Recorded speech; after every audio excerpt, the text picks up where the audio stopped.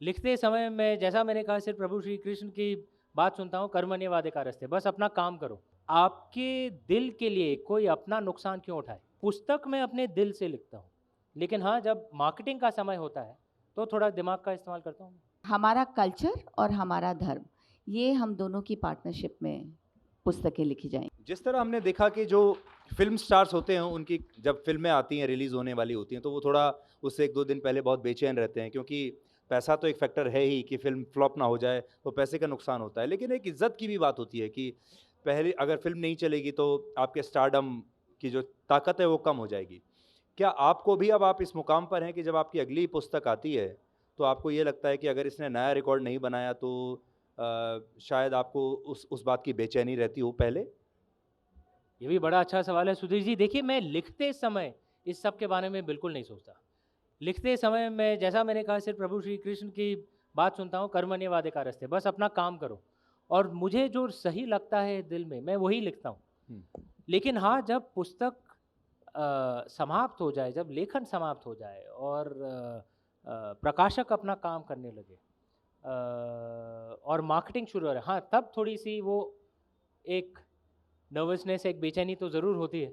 क्योंकि उस समय मुझे ऐसा लगता है, यार इन लोगों ने इतना पैसा कमाया है, ये पैसा लगाया है, अगर मैं उनके लिए ना कमाऊँ तो ये एक तरह से मेरे लिए अधर्म होगा।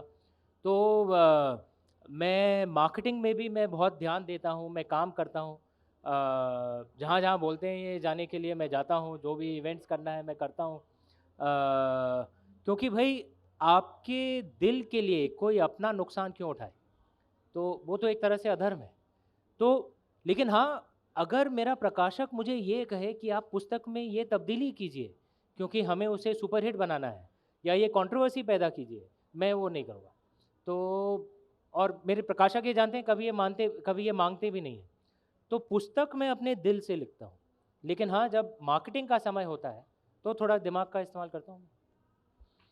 आपने पहले धर्म पे लिखा, उसके बाद जो आइडल्स हैं, ये उसका सीक्वल है।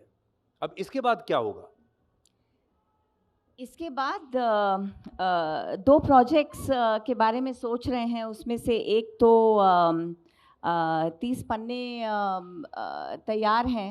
अब अमीश को आगे बढ़ाना है उसे। अ, दूसरी दिमाग में लेकिन आवाज़ आपकी कर रही आने है। वाली जो पुस्तकें हैं, वो भी धर्म पर, माइथोलॉजी पर, इसी पर रहेंगी? इससे आप हटना नहीं चाहते? हम दोनों जो एक साथ लिखेंगे वो एक तो है फ़िलॉसफ़ी रिलेटेड टू रिलिजन, हमारा धर्म, और दूसरा हमारे कल्चर पर लिखेंगे कि हम कौन हैं, भारतीय हैं कौन। तो हमारा कल्चर और हमारा धर्म, ये हम दोनों की पार्टनरशिप में पुस्तकें लिखी जाएँगी। सुधीर जी, इसमें ऐसा है कि हमें कई बार ये ऐसा लगता है कि हमारी शिक्षा प्रणाली ऐसी है और सुधार उसमें होने की ज़रूरत है। हमारी शिक्षा प्रणाली ऐसी है कि भई पढ़ा लिखा के किसी तरह बच्चे को अंग्रेज़ बना दो।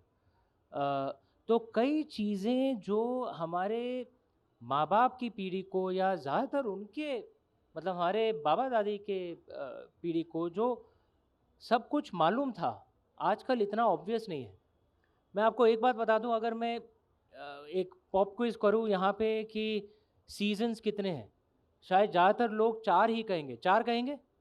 भारत में? आपको स्कूल में क्या सिखाया गया है? 4, है ना? Summer, autumn, winter, spring. मुझे भी ये सिखाया गया था सेकंड स्टैंडर्ड में और मैंने पूछा था, मैम मानसून कहाँ गया? हुँ। एक्चुअली भारत में 6 सीज़न्स होते हैं।